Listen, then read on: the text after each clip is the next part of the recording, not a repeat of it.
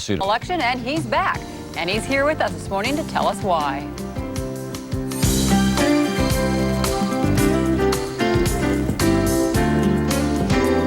And good morning, America. I'm Joan London. And I'm Mike Schneider in for Charlie Gibson on this Tuesday, the 12th day of January. Well, he certainly lost the election, but 19 million Americans did, in fact, vote for Ross Perot. Now he's looking for even more support right now. Political membership drive looks an awful lot like a prelude to maybe a second run for the White House. But we don't have to speculate, because in a few moments we're going to ask Mr. Perot himself about his plans for the future.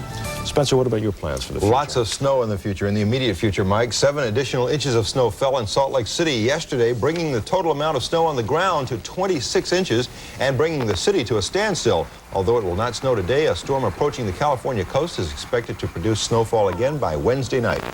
Joan? That's a lot of snow. Also Yep. ahead, you can be sure that America's conservatives are regrouping after Campaign 92. Former Secretary of Education William Bennett, a familiar face here on Good Morning America, is here today to announce the establishment of a new conservative leadership group.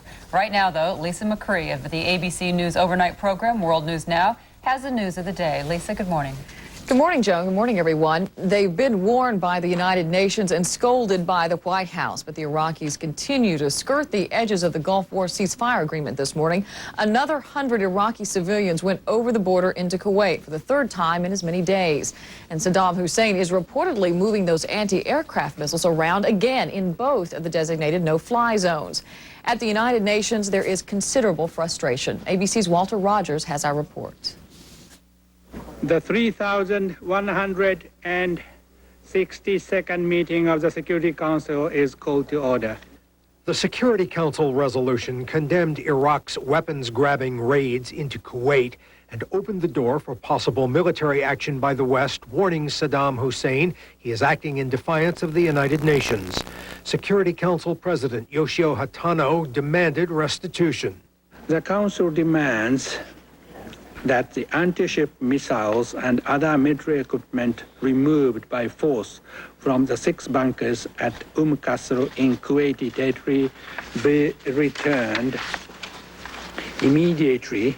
This latest confrontation centers on a disputed demilitarized zone between Iraq and Kuwait that includes the former Iraqi naval base at Qasr, which Baghdad was forced to cede to Kuwait after the war.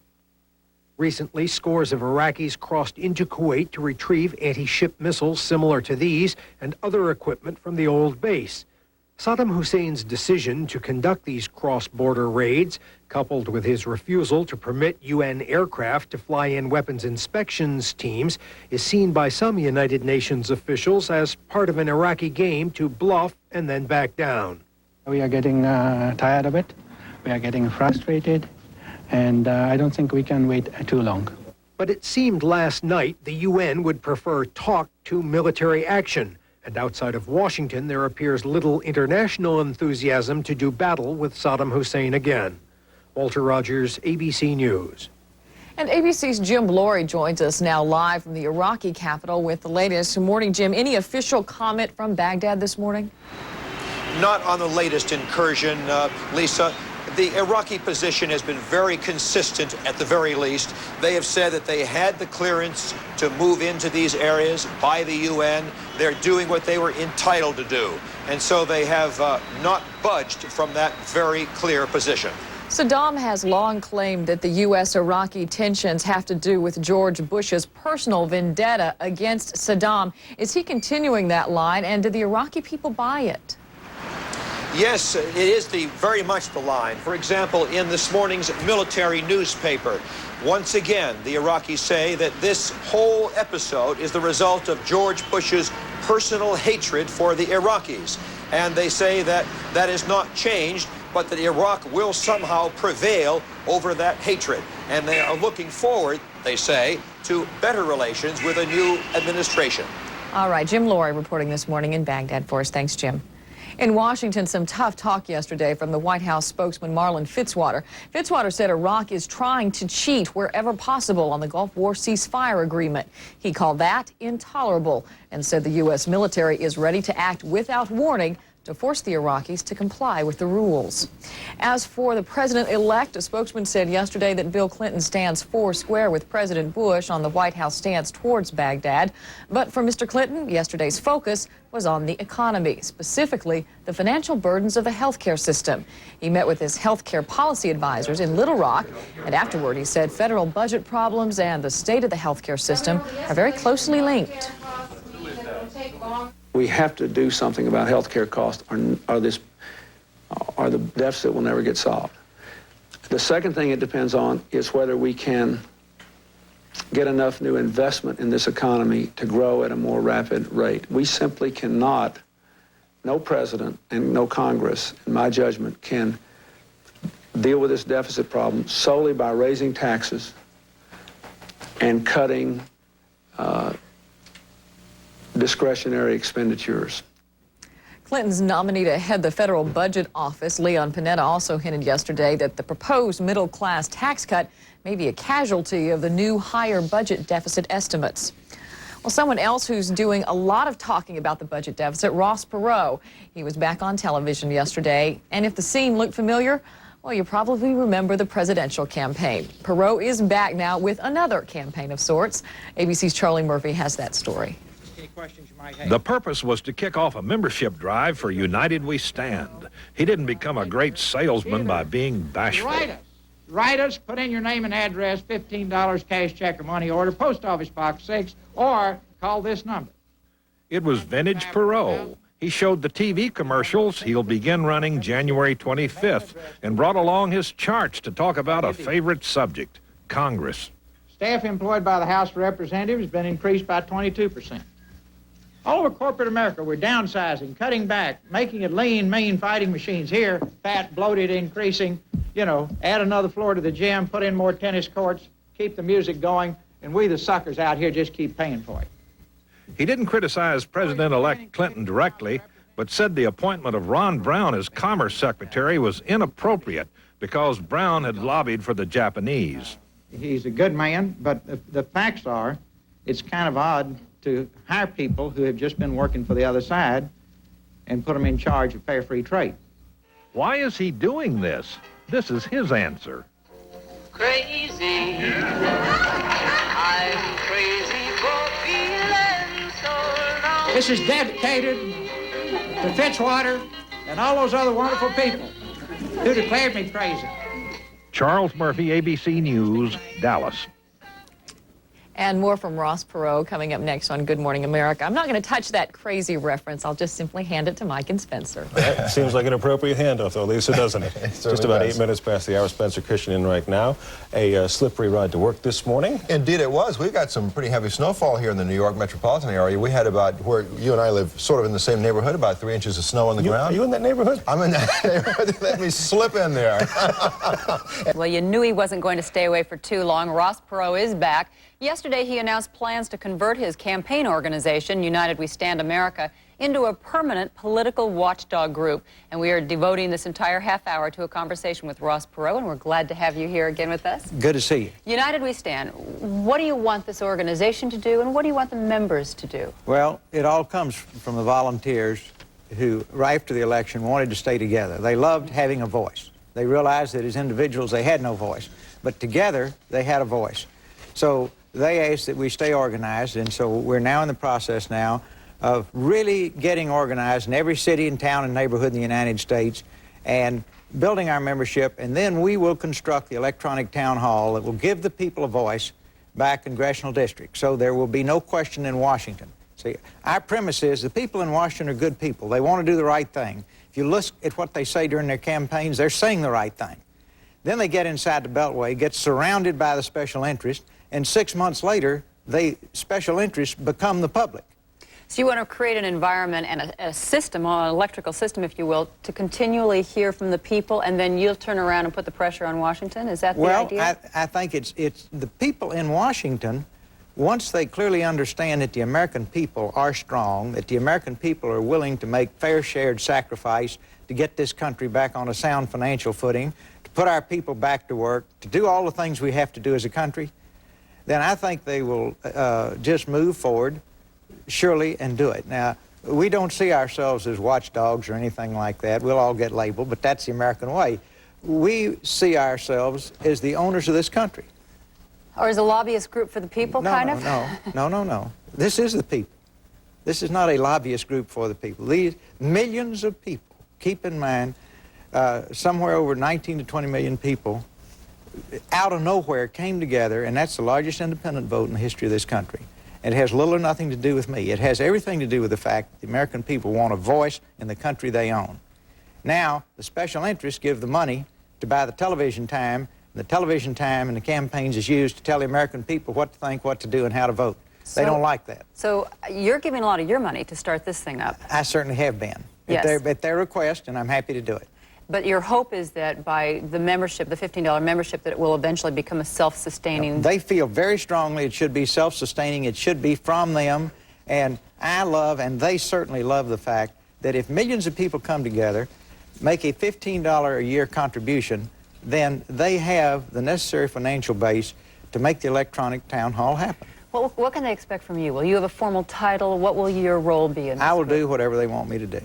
What do you think that will be? Well, right now it's helped get it really going. Now then, once it's up and going, I'd be happy to be a participant in it as long as it's a constructive voice for the country. In thinking about where this is going to go, some people say, is it your thought, or do you think this might evolve into a third party, a third political party? No, we have no goal to be a third party, no goal to be in politics. I'll tell you what our goal is. A year or two from now, when people look at us, I'd like for them to feel about us the way you feel about the Salvation Army. These are just good people who come together, work hard for a good cause. That's it. And that good cause is their country and their children's future.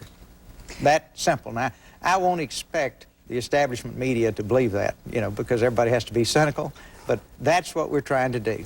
So, but I hear you say that you have I have no desire to go into politics. If things were as bad in '96 as they were this last time around, would you feel compelled to do it again? Main thing, Joan, is we don't have 4 years to wait. See, the clock's ticking against us. You look at all these big stories in the paper day after day, if things are worse than we thought they were, and so on and so forth. We've got to go to work on these things now. There'll be tremendous forces brought to bear on the newly elected officials to delay, to put it off, to, you know, to do the little sidestep, as they said in the famous song, and so on and so forth. But we have to do it. And we want to make sure that the elected officials here understand that millions of Americans out there are ready, willing, and able to just let's go do it, and do it now. Can't wait 4 years. We've got to do it now. You want people to be heard, so we went out and talked to some people, got some questions from them that want to talk to you, and we'll be back with questions from around the country. The people ask Ross Perot when Good Morning America continues. That's my favorite thing. What other programs he has in his sort of bag of tricks that are going to provide post-secondary education to all. And we've been talking about his membership drive for his political watchdog group, United We Stand, and of course lots and lots of other things. We now want to get some of your questions. We spoke with some of you yesterday. We asked you what you wanted to ask Mr. Perot. And I'll start with the question that we heard just as we went to the commercial. It concerned Mr. Perot's thoughts on how to provide a college education for every American who wants one. Ideas, Mr. Perot? Well, first, any house has to have a sound foundation. So before you get a college education, you need a good secondary education. And right now, our country ranks at the bottom of the industrialized world in terms of academic achievement. We cannot have a bright future for our children unless we have the best education system in the world. So job one is to make sure we go from the bottom to the top. The good news is there's nowhere to go but up. Now, the bad news is with the disadvantaged children in our country who hit school when they're 6 years old for the first time, they don't have a chance. You learn how to learn when you're tiny. You learn to think well of yourself or poorly of yourself before you're 2 years old. If nobody had ever loved you, if nobody had ever cared for you, if nobody had ever made you feel special, you wouldn't be sitting here today. So perhaps we need to relook at the structure that we've you've got to start down here. Now, when you get up there, in our country's financial condition today, the thought of just putting in one more new good entitlement program after another is not in the cards. We're broke. And we have to face that. The best thing we can do on college education for everybody is to have good student loan programs, but it's going to be very difficult to fund a multi-hundred-million-dollar a year program just to give free college educations. Well, we heard yesterday that from Mr. Clinton's nominee for budget director that everything's on the table to be cut, and we're going to have to make some real hard cuts. Do you think that that's facing reality? You put your finger on exactly why we are coming together. Mr. Panetta made very courageous statements. Yeah. He is saying the right thing. Now, I guess the thing he knows, and I hope President Clinton knows, the American people are strong people. We can take bad news. We can, as long as it's fair, shared sacrifice, we can do it. But now, if you just let the folks inside the Beltway rub up against them, they'll suddenly think we're a bunch of wimps, and we're not. We want to fix this. Well, I think our next question pertains to this. So let's Great. hear from a lady from Connecticut. My question to Ross Perot is whether he feels that his group will be able to have any influence and be able to put any pressure on the Congress to do something about the budget deficits up front in the current period rather than waiting towards the end of this decade to resolve the problems. Wrong sex, right question. Now, but that is the tough. It's in what you were talking about a little while ago. We can't wait. We can't wait. Here's the key. It depends on the size of our group. Well, first off, they saw how many people voted for me. Secondly, if they saw the exit polls, they saw that that many and more would have voted for me if they thought I could have won. That sent both parties a very healthy signal, and that is the people want this fixed. So our strength is in our numbers, our strength is in our organization, our strength is in being positive, constructive, and supportive to get this done. And not letting the pressure up so Exactly. that they do it So now. basically, if you just sit back and you're passive, then our country's in trouble. But if we, the owners, are constructive and active, then anything is possible because it does belong to us. Believe it or not, it does belong to us and not the Japanese lobbyists. So that's Revelation 1 today for 1993. All right, Fred, from domestic issues, we go to issues overseas, and our next questioner is from New York. Mr. Perot, how would you handle the Iraq conflict today? Well, I pray that Saddam Hussein is not going to try to make the point that he's still in power and we have a new president. Looks like we're dangerously close. He would be very foolish to do that. I don't think he should underestimate President Clinton's resolve. Surely he can remember the devastation that he caused his country, and he would be out of his mind to do that again, in my judgment. And believe me, in the strongest possible terms, I would urge him not to do it. But it is a paradox. See, we went to the wall, and we had all these objectives: to get his nuclear, chemical, biological, and Saddam Hussein, and Kuwait. Well, we got Kuwait back for the Emir, didn't get any of the others. So we didn't finish the job? We have an old saying down in the country, a job half done is a job not begun. So there's always a lesson to be learned. And that is, you know, when you start something, finish it. The important 4 issues we didn't do. All right, the next question. But we did have, you know, a 100-hour war, which some young guy in the White House came up with as a buzzword, drove the generals nuts, but sold it. That's the way the system works. That's because the people are out here just trying to make a living, trying to raise their children, and they better start acting like the owners and stewards of this country again. Then it'll work. Okay, thinking about people trying to raise their children, and $15 is $15 these days. But the next question concerns that $15 membership fee for United We Stand. Questioner is in Washington, D.C.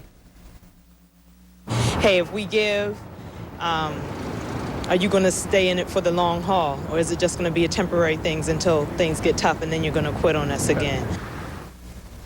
Well, Going to stay in for the long haul? No, I think when you look at how much I have spent and the price that my family had to pay in this whole process, and the fact that we're still doing it because the volunteers asked me to do it, no, I'll be around.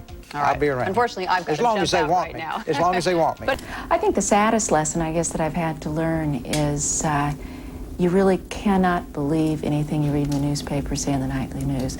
And coming from a newspaper background that Dan has had, and you know, being from Indiana, where you really expect the truth to be there, to find out on a personal basis that it isn't true. And so every time I pick up a newspaper and read a story, especially a negative story, I wonder how much is true. If it's a kernel or if it's the whole thing, that I'll never again be able to naively believe everything that's there. You have been such a lightning rod for so many different kinds of reactions and emotions. And I'm wondering what sort of advice you have for Hillary Clinton. I'm not very good at giving people advice, but just general advice, not just for Hillary, but for all women. It would apply to both Mrs. Clinton and Mrs. Gore, would be true to yourself. Do what you think is right and what works for you, and ignore the critics, because you can only do the best you can, and in the long run, you'll win. How do you feel about the criticism Hillary Clinton has gotten so far in terms of her involvement with the economic summit and attending, closed-door meetings and talk of her even attending cabinet meetings? Do you have a problem with that? No, not at all. That's what they want. That's fine. I haven't really seen too much criticism of it, actually, but there has been which some. is good. Not much, really. Well, basically saying we elected your husband, we didn't elect you. Well, they didn't elect any of the rest of them either that are giving him advice. So, yeah, the president should be able to choose whomever he wants to give advice, and if it happens to be his wife, what difference does it make? None of the other advisors are elected. So in spite of the loss of the election, you're leaving Washington with that feeling of a personal sense of victory? Definitely. I think one of the things as I leave Washington that I'm really pleased of, I truly have changed the role that a vice president's wife can play in Washington. I've been accepted by the administration, by people in government and outside of government as a professional. I've worked on boards within government, worked with government officials, been called upon as a first call for substantive things, not just to cut the ribbon. And that's a change. And I think that's a change for the best for everyone. You can be a professional person, you can be treated as such, even though you don't have a salary, even though you've got wife of tacked behind the name. But I think that is probably the legacy I'm most proud of, in addition to getting a lot of women in to get mammograms. That's the other thing that I'm pleased to be able to do. Proud of that. Are we going to see you in '96 campaigning for your husband for president? Do you want him to run for president in '96? In my heart of hearts, for me, not really. Knowing his ability and what he could accomplish, I think it'd be good for the nation. Why in your heart of hearts now? Because I know what it's like to live here, and to live in this fishbowl in the White House is 100 times worse than this. And I'm not going to be sad to give up Secret Service. They're wonderful people who do an incredible job. I can't believe somebody would voluntarily say they'll stand between me and a bullet or a kidnapper or whatever, but it's incredible what they do. But it'd be nice to drive a car, go out alone, take my kids for a walk without having people all around me. So that part is not something I'd like to have back again. Well, enjoy. And let us know when there's an announcement in the offing. Nice Sure to see you will. again. Thanks, Paula.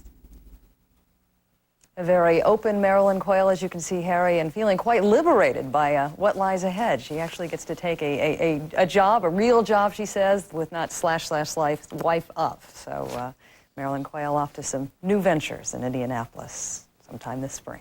Great interview. 24 minutes until the hour. Next on CBS This Morning, what everyone, including men, should know about menopause. There's nothing else like it on Earth, or maybe even in heaven. It stretches for 725 miles, and it's called the California Coastline. There are over 4 million miles of roads in Alamo territory all across America. And every day, with every car nationwide, only Alamo gives you all those miles for free, including the ones where the people bask in the sun and watch the seals, and the seals bask in the sun and watch the people.